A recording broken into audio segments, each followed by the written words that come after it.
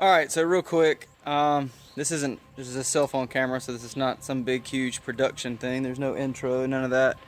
I just wanted to tell you guys, my 30 whole subscribers or whatever it is to this channel, that there is a new toy. Some of you have been paying attention and saw that obviously the channel is mainly based on my DRZ 400 SM 2015.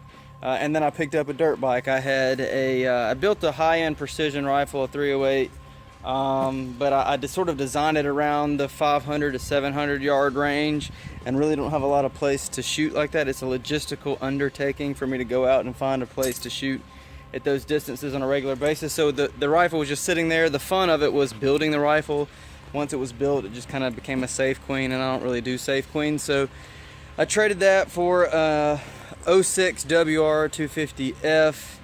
I'd never had a dirt bike before. The DRZ really got me interested into the dirt bike platform. So got out, took it out a few times, put some new, rebuilt the shocks, rebuilt the carburetor, had all that stuff squared away, put some brand new tires on it, and it was a fun bike. I took it out a few times with some friends, and it was a really fun bike.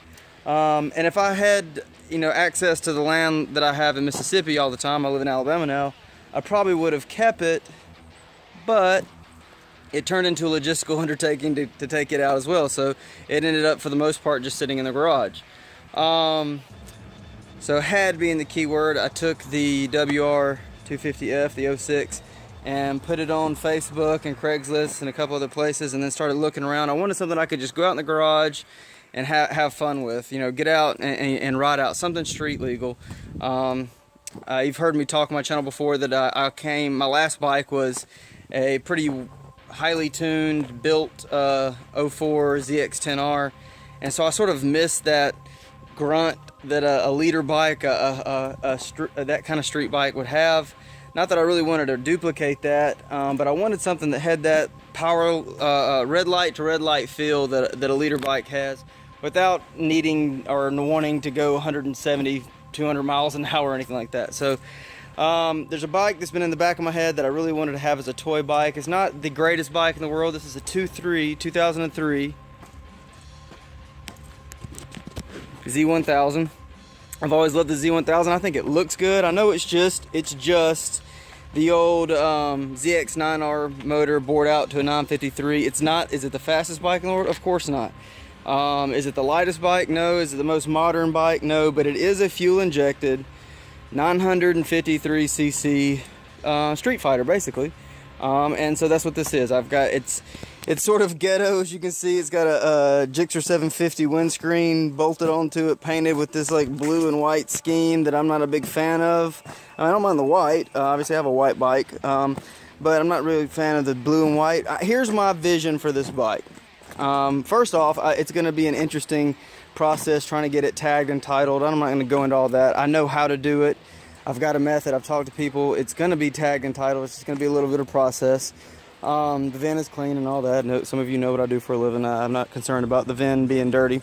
But here's the vision for the bike. I'm going to paint it a flat medium gray. And I'm going to do the A10 Warthog sort of paint scheme on it. So it's going to have, I don't know exactly where I'm going to squeeze it in, but I may carry it over right here. But it's going to have the teeth that the A10 Warthog has, and I'll probably do some fake sort of rivet sort of paint things around it here and there, and do some, some numbers and the old school military stencil look. I've sourced, this is a homemade seat the guy that had it before me did. He did a nice job with it, but it's obviously not a seat that goes on the bike. I've ordered a replacement seat. I'm going to replace this with a cowl before I paint it. The blue, I don't know what I'm going to do about the blue. Like, he's gone through and painted the frames blue and the rims are blue, and I don't want to dig all that out. I'm not, it's got 29,000 miles on it. I'm not going to put $50 million or 50 million hours into this bike. I just want a fun little bum around town street fighter. That's what this is going to be, a street fighter. It's not something I expect to be the fastest or the best looking. It's sort of already kind of ghetto, and I'm okay with that. What has to change is the seat, which we've already sourced a seat for that. I have to get it tagged and titled. That's in the process of happening now. It's got some garbage tires on it. The guy that had it for me, I think what happened, the last time it was registered was in 2013 in California, and I think it was turned into a stunt bike. Or just a burnout bike, basically, and it was probably traded from person to person, and nobody needed the title because nobody was really riding it on the street. So I've got to tag and title it. I've got to get rid of these garbage tires, this battle axe on the back. The only thing it's good for is burnouts, which I think is all this bike ever really did. They put some 520 conversion kit on it. It's got a smaller sprocket in the front, and they had a 46 tooth aluminum vortex sprocket on it that had to change out to a steel because it was missing like 8 teeth. That's a lot of torque to put through an aluminum sprocket, especially if all you were doing was wheelies and burnouts on the bike. I told you about how I'm going to paint it. I got to get rid of these. I almost impaled myself. They're basically knives as brake and clutch levers. I'm going to ditch these bar end mirrors. It's too wide as it is. It does have a lower profile bar on it than the stock bar, which I kind of like. I like that sort of aggressive look on a Street Fighter. But I'm going to do some different mirror options.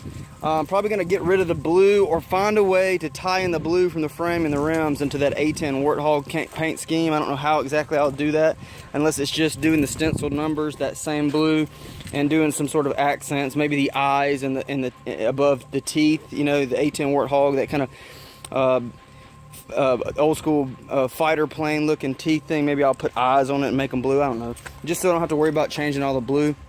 It sounds really good. It's fun to ride, and compared to the DRZ, it feels like a rocket ship. I mean, it rides really well.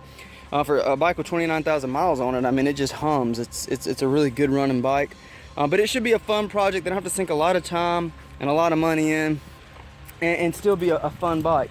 Like I said, it sounds good. You get a lot of pop out of the exhaust, which some people hate. I actually like that. I think it's funny. Maybe it's just the immaturity in me. The pop of the exhaust, I think it's cool. And every time it pops, there's like flames flying out the back of it. So it's a fun bike. It's not going to be something that's going to be a track day monster by any means, or dragging knee all over the world. If I want to drag knee, I've got a DRZ for that. And I'm sure one day I'll get another leader bike, a ZX-10R or something like that, or maybe even a 600 to play around with. But this bike will be fun. This is what motorcycles are for, right? Fun. They're supposed to be fun. So this one is good at a few things. And one of those things is being fun. It's a fun bike. So it's rattly and bumpy, and it's everything that a Street Fighter, in my opinion, should be. So look forward to some videos on the SuperDuperMoto channel about the Z1000. I need to come up with a cool nickname with it. It'll probably follow the paint job, this horrible paint job that's on it now. And it'll probably be a horrible paint job when I do it, but it's a Street Fighter. It's supposed to be a clunky little thing. Stay tuned. I will do a video on how I'm going to find a way to title this, which I already know the way it's going to happen, but I think it'll do a lot of people some favors to figure out the process, a way to do it, especially in Alabama where it's difficult to do that kind of thing, but I have the method planned out. So stay tuned. It should be fun.